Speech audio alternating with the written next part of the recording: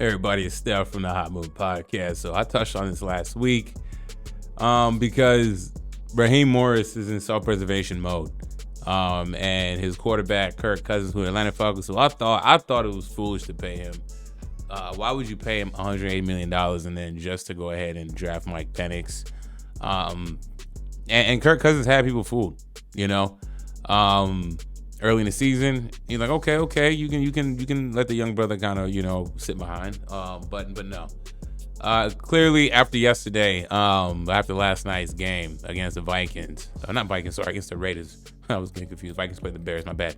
After the Raiders and barely winning that game, it was horrible. You just can't carry that into the next week against the Giants. I mean, you want to win out. I mean, look, they probably feel they're going to miss the playoffs, considering that if the Buccaneers win out, then it's a wrap.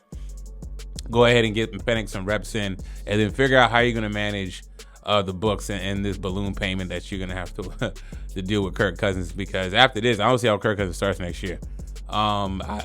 Anyways, the last the last 5 games, 1 touchdown and 9 interceptions and 1-4 for a guy making, how much is he making this season? Oh boy, a total of $62 million, I believe, is what he's making this year. Wow, that's crazy, absolutely crazy, man. Oh boy, definitely not what the Falcons were hoping to get. But now they're gonna give Mike Penix a chance, and I mean, God, I mean, you get a rookie quarterback, man. You at this day and age, man, you gotta play him. He had the type of game where I didn't think he needed to sit down longer, and he was one of the older rookies coming into the league. Okay, so finally, Raheem Morris wakes up. But at the same time, though, man, Raheem Morris gonna have to eat a lot of this. I mean, you saw your team was. I don't know why they didn't want to make the switch to Penix early. And that's what happens when you pay a quarterback like Kirk Cousins, and he really starts to mess up the joint. Just like, the Cleveland Browns, you saw what's going on this year before Deshaun Watson got hurt. There was really nothing they could do. They were afraid to bench him. He was making his contract is basically fully guaranteed. I believe his whole contract is fully guaranteed. So, it's just financial pressures to play, and that's the NFL, man. When you pay a guy, especially the quarterback spot, and he is not producing, he can cost the coaches their job. And this is Raheem Morris' second stint in Atlanta, but this time as as not an interim, but a head coach. And look, I thought they got him a quarterback. He seemed pretty happy early in the season, like, okay, I got some job security, we're gonna win some games, and that's not the case. Kirk Cousins has always been a streaky quarterback, but never really a consistent quarterback. But however, he's been able to parlay this into multiple contracts and make a lot of money, man. But boy, do the Falcons got to eat this up. This is stuff like this is why organizations fail a lot. They do, right? They put themselves in financial hell. They're not able to sign players that can actually contribute because all their money is tied in the quarterback. Especially a quarterback like Kirk Cousins. Kirk Cousins, look, he's nice, but when he hit the open market, damn, someone like a Kirk Cousins is the open market, I guess this kind of money, man, you're really hoping that he's going to change life in Atlanta, and I never thought that. I had a feeling that Kirk Cousins would win some games here and there, have some bright spots, but, this is almost he's never had a stretch as worse at his time in Minnesota, so, clearly, he's hit the wall. Is the Achilles fine? Clearly it has to have been fine because he's been playing all these games. I don't think he's missed a game at all. No. So yeah, and this is horrible.